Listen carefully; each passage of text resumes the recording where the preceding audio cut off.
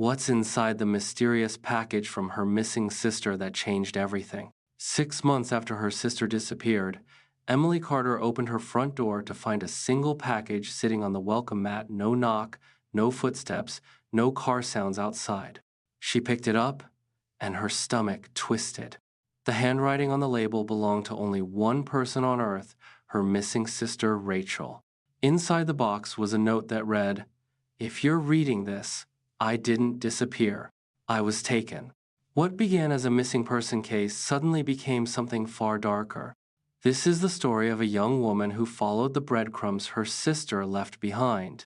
Breadcrumbs hidden inside a mysterious package that exposed danger, corruption, and a truth they were never meant to see. A story of survival, loyalty, and a twist that changed everything. Rachel Carter vanished on a cold night in January. No forced entry, no signs of struggle. Her car was found locked, her purse inside, phone untouched on the seat. Her fiancé begged the police to do more, but they insisted she'd left by choice. Maybe stress, maybe burnout, maybe secrets they didn't know about. But Emily knew her sister. Rachel didn't run away. Rachel didn't leave people behind. Rachel didn't vanish without a reason. Emily searched every trail and chased every rumor, but every door closed in her face until the world told her to accept the truth. But she didn't. And then, out of nowhere, the mysterious package arrived. A box that proved Rachel was still alive, or at least had been alive long enough to mail it. Emily's problem was suddenly bigger. Someone took Rachel, and someone wanted the truth buried. The challenge was simple but terrifying. Follow the clues before the people who took Rachel come for her too. 1. The package inside were a USB drive wrapped in thick electrical tape, a silver locket Emily had never seen, a hand-drawn map, and a handwritten note. The note said, "Emily, trust no one, not the police, not Tom, not anyone from my job, not even this letter unless you check the postmark. If you're reading this, I didn't disappear. I was taken." That one sentence shattered the official story.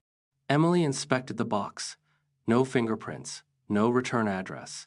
The postmark was from a town an hour away, the same town where Rachel's company held its off-site research facility. Emily plugged the USB into her laptop. Everything changed. 2.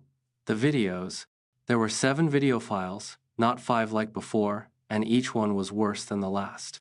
Video shown. Rachel sat in her car, voice tense. "Emily, don't freak out, okay?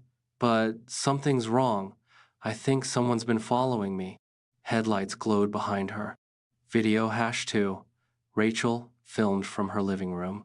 The white van circled again. "It's the same van, no plates, same tinted windows."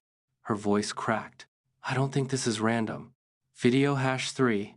She whispered into the camera. "I saw something at work. Files about a project they're hiding. Project Nightfall. If they know I copied the files, I'm not safe." Video #4. A shaky recording in a parking garage. Footsteps? Fast, heavy, growing louder. Rachel whispered, "Emily, if anything happens to me, remember, people in power protect themselves first." Video #5. Corrupted. Video #6. Partial audio only. Rachel whispering, "They're watching my apartment. They might already know about the copies." A door slammed. A man yelled. Rachel screamed, "Video #7. Black screen." Just breathing. Rachel's breathing fast, terrified. Then she whispered one word, "Run." 3. The locket. Emily opened the locket and found a tiny SD card. It held PDF files, internal memos, audio clips, and photos of documents stamped Project Nightfall Level Red Access Only. The files described real-time data tracking, secret monitoring of citizens, creating risk categories, detaining individuals without warrants, eliminating digital threats quietly. Rachel must have printed these files illegally. And whoever ran Project Nightfall wanted her silent. 4. The map. The map pointed deep into Hawthorne Forest, a place with a dark reputation, strange sightings, old abandoned cabins, rumors about off-the-books government testing in the 90 seconds. The X marked an isolated service cabin near a dried riverbed. Emily had no choice. If Rachel left clues there, she had to follow them. But before she went into the forest, something else happened. 5. Confrontation with Tom, Rachel's fiancé, Tom, suddenly showed up at Emily's door. He stuttered, shaking. "I heard you got something. Something about Rachel." Emily narrowed her eyes.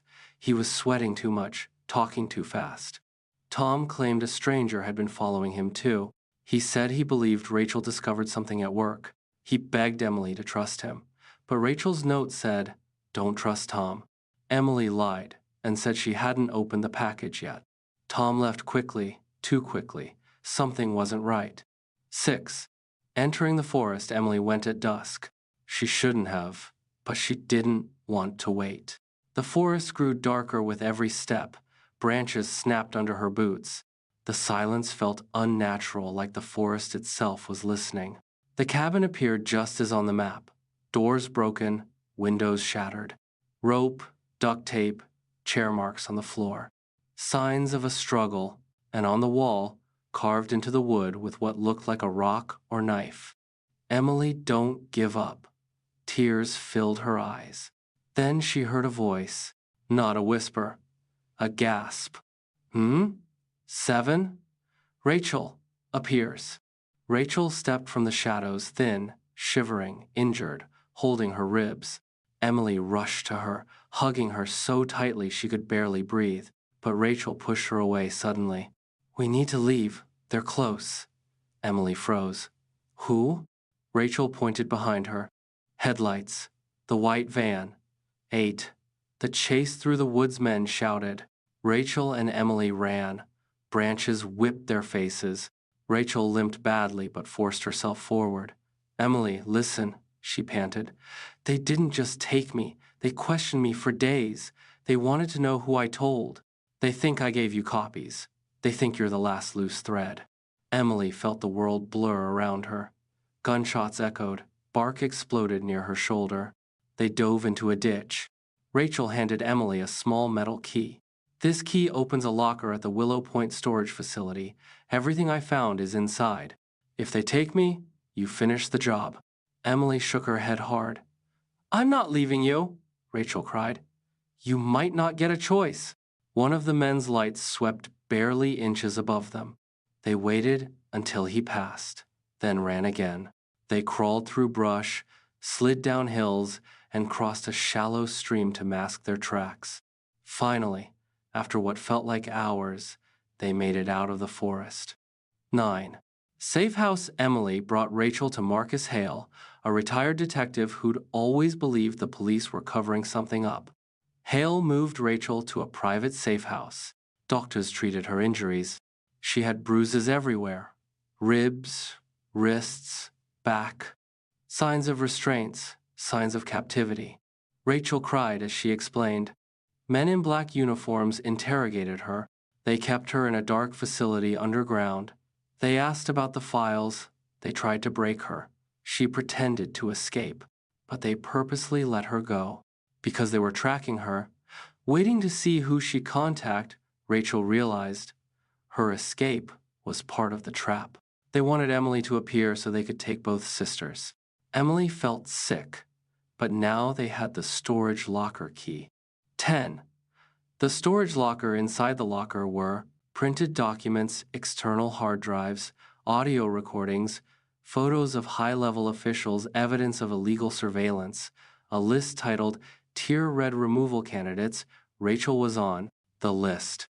So was Emily. So were over 300 other people. People marked for disappearance. Hale took copies of everything and went straight to a federal contact he trusted. That's when everything exploded. Federal agents raided 2 private contractor facilities connected to Project Nightfall. Arrests were made, hard drives were seized, secret budgets uncovered, officials suspended. The men in the white van were identified as operatives working for a defense contractor, paid to quietly remove citizens who were flagged as digital threats. Rachel had been targeted because she saw the files. Emily was targeted because she kept searching. Their escape, the package, the forest, the clues, it all connected to one thing: a secret program designed to erase people who knew too much. Rachel's evidence forced the truth into the light. The project collapsed. Investigations spread nationwide. Whistleblowers came forward. More arrests followed. Rachel is recovering. She still wakes up shaking sometimes. She still jumps at loud noises. But she's alive. Emily visits her every single day. They sit on the porch of the safe house, watching the sun slowly melt into the horizon, reminding themselves that they beat something huge, something deadly. That mysterious package changed everything. It wasn't just a cry for help, it was a message from a sister who knew she had one chance to expose the truth and used it. Because of that package, Emily found Rachel Project Nightfall was dismantled, dozens of people were saved, and the truth finally came out. The world will never know Rachel's name. Her story will never appear on the news. But Emily knows, and she'll never forget. If you enjoy gripping mysteries with twists and emotional depth, hit subscribe and turn on notifications. Your next story starts right now.